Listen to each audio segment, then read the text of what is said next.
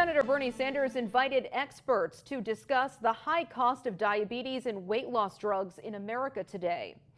The senior senator of Vermont says these drugs do not need to cost as much as they do and could help millions more if they were more affordable.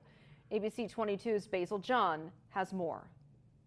As Americans face a hefty price tag for diabetes and weight loss drugs, the people of the United States pay by far the highest prices in the world for prescription drugs.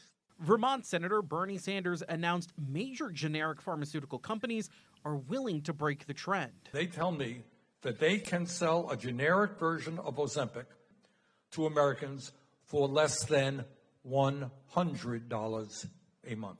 Currently, pharmaceutical company Novo Nordisk charges Americans $969 a month for Ozempic and $1,349 a month for Wegovy. Sanders says these same drugs are more affordable in Europe and Canada. As important and groundbreaking as these drugs may be, they will not do any good for the millions of people who cannot afford them. High prices and limited access have made it more difficult for Americans who need these drugs to live.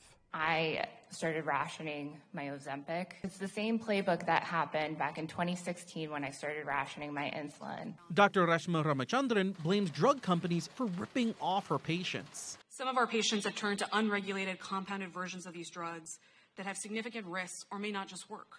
And Yale economist Melissa Barber says lowering the price of both Ozempic and Wegovy will not hurt drug manufacturers. I would still anticipate them to have among the highest profits of any drug company in the world. The CEO of Novo Nordisk will appear at a hearing next week.